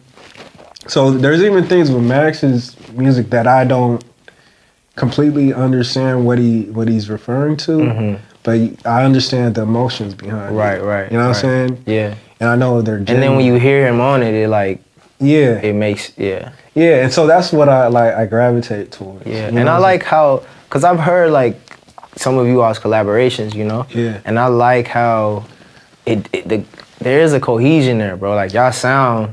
Yeah, is distinct, you know? Yeah, I appreciate that. Yeah, man, and specifically for, like, your production, I always like you can learn a lot about a person from their references. So the things that you, like, pull from, right, the things that you might sample or whatever, bro, like, I can tell, the kind of dude that you, like, might be, you know what I'm saying? The things that you're into, bro, you know what I'm saying? Yeah. So it's like, and that also, it kind of lends itself to kind of getting to know a person before you actually meet them, you know? Absolutely. So that's the same thing I feel with your photography. You know what I'm saying? Like, I mean, just before you even got here, I was creeping on your Instagram page, and I mean, I've been familiar with your work, so it's not like, you know, I'm new to it at all. But like, I mean, that's just what I gathered, and the thing is like. What's crazy is like it fits you. You know what I mean? Like what you feel from your photography comes off from you as a person too. Word. You know what I mean? So it's man. I think that's the first time I heard that, bro. Nah, you meet you, right? Yeah. I mean, you never met yourself, right? I mean, but like you're just like. Yeah, this person did this. I know this person. Like, there's no ifs, ands, and buts. Like, oh, you did this? Yeah. It's like, nah. I think with personally, with my work, man, I've been trying to grow into the direction of like having my work speak for me. You know what I mean? Yeah. Like letting the work speak for itself, but like represent me in a way that is, you know, positive. Yeah. And like I always love just like those iconic photographs, you know what I'm saying, that just kind of live everybody's familiar with them, you know? And whether or not you know the original photographer or whatever, like it's a prominent photograph that everybody has seen in some capacity. You think something happens like spiritually with photographs too? Yeah, bro. Yeah. Yeah, because I feel like, again, man, you capturing spirit, bro. Yeah. You know what I'm saying? You capturing a raw emotion in a millisecond, dog. Yeah. And it's like, again, from the perspective of like archiving, you know, that's what it's about, bro. Yeah. That's why an image is iconic, because you were able to capture all those elements within that millisecond. Yeah. And people can feel the energy from that, feel the vibe from it, and relate to it or not relate to it or whatever, you know what I mean? But it's prominent enough to just like last. Yeah. And that's what I'm trying to work towards, like creating images that's gonna last, like that can stand the test of time, bro. How do you, because photography has this, well, I think all art does, but photography specifically, you can be hip to all the techniques and all that, or you can be totally clueless to it, but it still has this effect. Like a timeless photo still has the same effect. Right. And I think I lean more towards the latter, what you were saying about like not really knowing the technicalities, right? Yeah. So everything that I do, bro, I'm self-taught. Like I never had any like formal training. It is, bro, and I've grown to appreciate that in a way, because once upon a time I did want to go to like the art school and do it that way, but I've learned and I've seen other people that kind of strips you of like your innate abilities. Yeah, you know what I'm saying? You kind of get polluted. Yeah, bro, you get. Because it tries to formulate you into the machine, you know what I'm saying, to do it XYZ way. And it's like every individual is a creator, bro, has the capacity to be an artist, bro. Yeah, man. And I feel like once you can acknowledge like whatever that raw talent is that you have and channel that into the art form, that's what gives you your own aesthetic, you know? Yeah. So I think I always say it's your fingerprint. Yeah, that's your fingerprint, bro. Yeah. Exactly. You know what I mean? So it's like even with music, like you kind of twisting knobs here and there and doing your thing until you figure out your own regimen, you know. And same for me with photography, like I'm toggling this and that and adjusting this and that, but I'm not, in a way, sometimes I feel a little insecure about that though. You know what I'm saying? Because I feel like as I'm getting older and I'm like merging into like the real art world and like real art spaces where people come from academia and all of that stuff. Throwing terms at you. Yeah, they throwing terms at you, but I'm like, you know what I'm saying? And sometimes like there is like a highbrow nature in the art world, bro. Absolutely. It's very pretentious. Like very pretentious, and it's like I don't come from that, you know what I mean? And I think that also lends itself again to like coming from Atlanta, to where things are a little bit, I feel like growing up in Atlanta, you had to be creative, bro, because we just didn't have access to a lot of stuff. That's where the best stuff comes out. You know what I'm saying? So the limitation of like access or the lack of accessibility to these things like makes you be, it just makes you go the extra mile, bro, to just like, all right, I'm gonna make something out of whatever I got, you know? So with photography, that's how it was for me. Like my eldest brother, he went to this high school called Tri-Cities, which was a performing arts high school, and which was around the same time that Outkast was going to that school. Yeah, why does it sound? Oh, is that why it sounds familiar? Man, because that's where they bro. Yeah, Tri-Cities is where it started, bro. Is that where College Park, man? Shout out, right? Is that where Big Boy was doing that freestyling? Oh, you mean the one that I posted?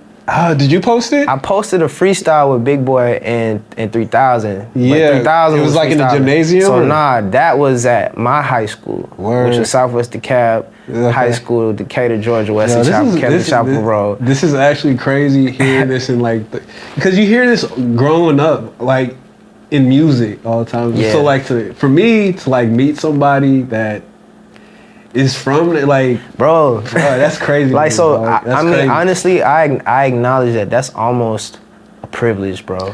It's a privilege to have come up where I came up, bro, and like I acknowledge that it's a special place, and that's my biggest thing with like Atlanta now.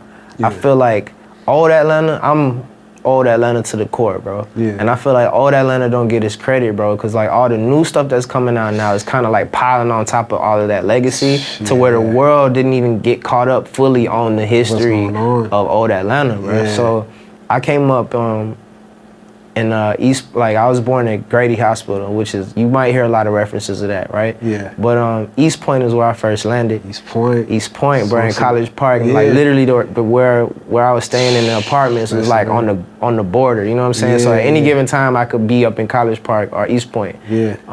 Like I said, my eldest brother though was going to Tri-Cities, and he was in that performing arts program. And he would be doing, they shooting stuff on VHS cam. They got green screens, that old school shit. You feel me?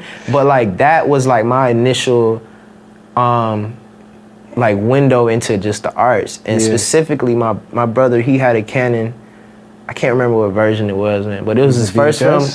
Huh? It was a VHS. No, he had like a analog camera, you know? Okay. So he got that for Christmas, I believe, or his birthday, man. Yeah. And there was like, I think a photo competition at the school, and I was like his muse, right? So we did something tight where like I was standing on top of a mirror and, you know, he photographed. And that was when I first was aware of photography. That, hey, somebody's gonna point this thing at you, right? This moment, they're gonna take it, and then like a week later, you're gonna see it in tangible form.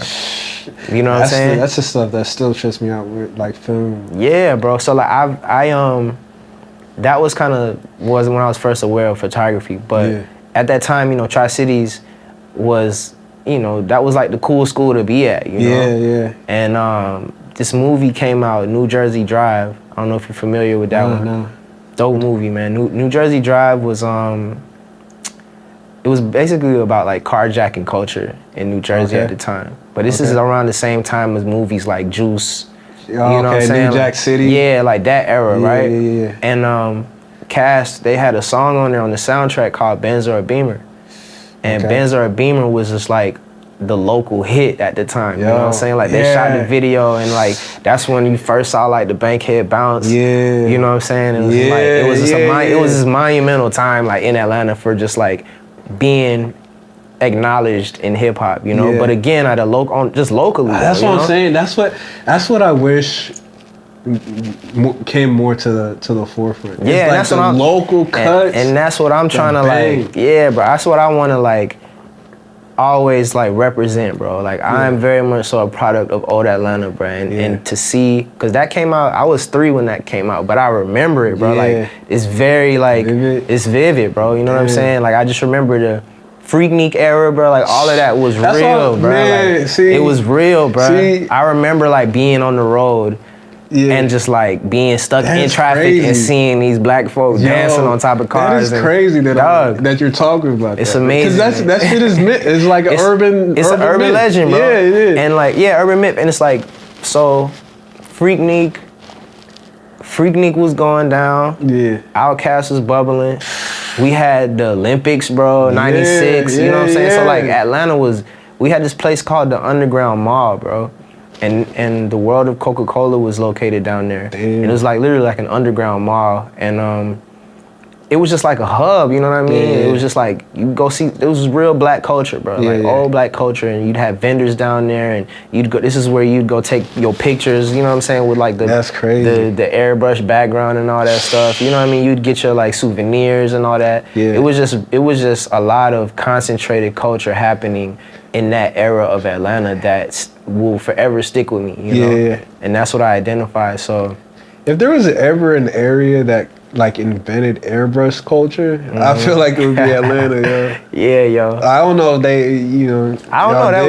Maybe we should look up the history on that. I know, bro. like who started airbrush? Airbrush tees, airbrush I do know forces. this though. Yeah, Forces. That was a wave. But I know. Shout out to Polo the photographer, man. Yeah. From New Orleans, bro. Right. He was taking all of them pictures, all of them club photos with like the backdrop spray painted, like airbrushed on Polaroids and stuff. He just got a little highlight, man. Reebok came out with them soldiers. And kind of highlighted him on that, man. But shout out to him for being like an OG on like the club photos. But yeah, man, old Atlanta, bro. Old Atlanta was a special place, bro. Yeah. Man, for Freaknik, bro. Yeah. Like how many people you think were conceived from Oh man, you know what? That's something else, bro. That's dope to me about Freaknik, bro. Or interesting, because the history, Freaknik started as like a collegiate, like a black collegiate spring break event. You know what I'm saying? Right? And then this is something else that speaks volumes about Atlanta to me and just the culture there. Yeah. Is that like, bro, we don't have no beach, bro. Damn, you know what I'm saying? That's We don't have like, even think about that. At the time, we didn't really have like not even like no amusement park situation. You got Six Flags, you know, but like you ain't coming like from across the country to go to Six Flags, you know? Yeah.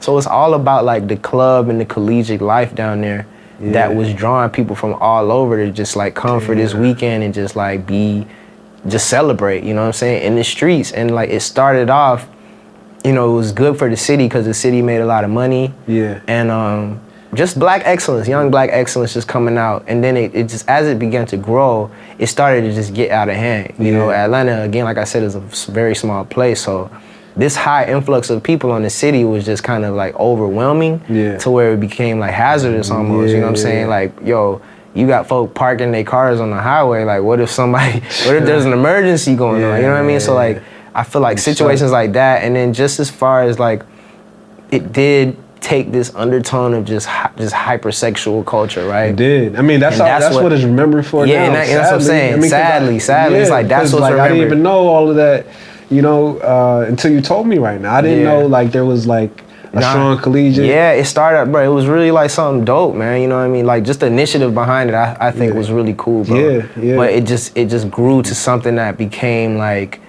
just kind of inappropriate, bro. Yeah. And I think what we were saying like earlier about how like living in this area, so this era of social media, right? Yeah. At that time, Freaknik was just like, if you know, you know. You know what I'm saying? Like, what happens at Freaknik, stay at Freaknik. It's like, yo, I might got like I brought my disposable camera, I took pictures, and that was something else that was interesting too. Like, the documentation of Freaknik was it was proof. It was like, yo, we about to go down to Atlanta, boom, I got all this. Oh, you don't believe me? I was there. I got proof. But it's like, you know, all of the spontaneous interactions that happen and like the couples that probably formed out of that experience, I can only imagine, bro. You know what I'm saying? Like those are all memorialized in like photo albums now. Yeah, and the tangibility again, where like speaking to photography and film, one of the reasons why I shoot predominantly on film now. Yeah. You know, because of I just felt like digital wasn't really satisfying me in a way of like being able to evoke that emotion and having that timeless aesthetic to it. Yeah. Cause like, again, when my bro shot them images of me, like those were black and white. He developed those himself. Yeah. And like you could the texture on it, you know what I mean? Like it had a whole story. Someone like made this. You know what I'm saying? This is something I can hold in my hand, bro. Yeah. And that to me fascinates me, bro, because it's like, wow, I literally pulled this out the air and made it physical. Yeah, I can never wrap my head around how you can like make a moment tangible. Yeah, I mean, bro, it's supernatural, bro. Yeah, it's a beautiful thing, man. But that's why I think there is a responsibility behind that, you know, because it's like, because you can make something tangible or because you can literally lock a moment in time and place, you got to honor that. You got to respect it, bro. Yeah. You can't just be out here like wilding. Yeah, there's certain things I really feel, and there's not that many things, but there's certain things that you have to respect because it doesn't come from us. Yeah, bro. You know what I mean? Yeah. Like, you know, photography, you know, film, like even like, I mean, I'm not huge on like psychedelics or anything. Yeah. But like say like stuff like shrooms or ayahuasca or something like this. There's those things you gotta like honor because it's like, you know. Yeah. They have a powerful influence that we didn't make. Right, and you know what I mean? You gotta like. You have to be responsible in how you use that stuff. Exactly. You know? Or exactly. Or how you put it out there. Put it out there, and like something that's kind of not even kind of like really fascinating to me about photography and film and even music. You know, like there was a point in time where we was locked out of even participating in that, bro. You know what I mean? So now it's really a matter of like taking that initiative to take your story back. Man. You know, and project the real out there because of what the images and the images and the sounds we've been bombarded with. I feel like, you know, we weren't in mind. Yeah. You know. No, I've been. And sadly, that's never even been the prerogative to include us, you know. So it is like this kind of It's crazy. I've been meditating on that a lot this week, actually. Like it is. So I'm just in this real like spiritual jazz phase, but like deep shit, like even spoken word too, like just in the time that like the late '60s, early '70s. Man, what a time, right? What a time, bro. There's no comparison. Unmatched, bro. Like so much, bro. Hip hop is was birthed in. Yeah, we use it as our crutches. Yeah, you know what I mean? Like you can't stand without that era. Straight up, bro. That era. Like if I had to be born in any time, bro, like that era was just, I mean, I only know about like, you know, America at that time and Jamaica at that time, right? Yeah. And both areas, bro, there was so much happening culturally. So I mean, I'm just imagining around the world, bro, like just having as far as like stories that I've been told and like that trickle down that kind of make me up. Were the stories of just Black American stories and the stories of Jamaica. But then, you know, we talk about Africa, bro, like just the Fela eras, you know, and just like digging into the Ghanaian high life or just like Ethiopia and just, man, like so much was going on in the 60s and 70s, bro. Like, man, what was making the people tick, bro? And the thing is, like, they're, like I was saying, like, a lot of people, like there was a time when American instruments came to Africa, but at the same time, that shit still sounded like that native country in Africa. Word. So it was like, I don't know how, and the communication was limited. Yeah. At that time. That's something else I think about too. Like, bro, look at the access that we have to communicate with one another, and just like that wasn't there. It wasn't, bro. So that's how you know there's something else going on. Word, bro. Like literally, it's not. I couldn't just like email you. No, like, or send you the link. I'm gonna send you these stems. That wasn't happening. Nah, bro. It's like you said, it was supernatural, bro. Yeah, man. It was on some other. How you feeling, bro? I'm feeling good, bro. Yeah. Yeah, bro. I'm straight, man. I'm straight. How long we been going? Word. Yo, I was checking these joints. I was seeing these joints as like an hour and change. I was like, how we gonna be talking about an hour? But I see. Nah, you just get to going. You can get going, bro. How we looking? We at 146. Wow. Yeah, almost 2 hours. Dang, bro. I mean, let's wrap it up. All right, for sure. So what I'd like to close with is like, what is something the world doesn't know about you but it should at this point? The world don't know about me but it should. It could be anything. The world should know that, like, I got layers over here, man. Yep. You know what I'm saying? There's layers, and I'm doing my best to, like, share these layers. I'm thankful for this time that I've been able to spend out here in LA so far, because I've just learned a lot about myself real fast. I definitely feel like the world should know about this music that I feel like I possess, that I'm eager to explore. Yeah. And that, yeah, bro, the best is yet to come, bro. I feel like I'm just kind of getting my feet wet, bro. Yeah. You know what I'm saying? The best is yet to come. I think this next year and beyond, I'm excited to see how it rolls out, bro. Yeah. I feel like even the people around me, I'm excited for them. In this short amount of time, I've been able to really connect with some really dope people, like you included, bro. You know what I'm saying? I'm just excited for just like the trajectory of like my communities. Yeah, you know, sure. I think we do, like, no matter how we look at it, we feed off of each other in a lot of ways. Absolutely. You know what I'm saying? And it's cool to just be around genuinely dope people, bro. So the best is yet to come, man. I'm definitely like a person who just be keeping stuff up his sleeve. Yeah. So I don't want to like release too much. Yeah. But yeah, I think the world should know that it's layers over here, man. Yes, sir. All love.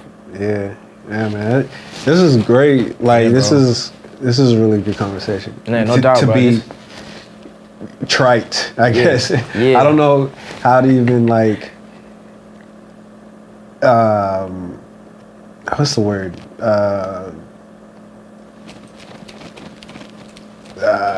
I don't know. Explain what you saying? How to like properly explain how much this was a good conversation. I guess. Word. You know. Nah, man. Articulate myself. Articulate. Yeah. Word. That's the word. Nah, man. I agree, bro. Like coming into it, I didn't really know what to expect, bro. But I know that you're a dope dude, bro. So I knew that it would be a pretty interesting conversation and that it would go places. You know what I'm saying? That's why I really dig that you create this platform, bro. Because again, this is intentionality, bro. You don't have to be doing this. You know what I'm saying? Absolutely. Like the whole setup about it is just really dope, man. It's comfortable, man. I feel like we need to create more space to just be transparent like this. Yeah. And in the process, like even the questions that you're asking me and me having to articulate myself, it's really good.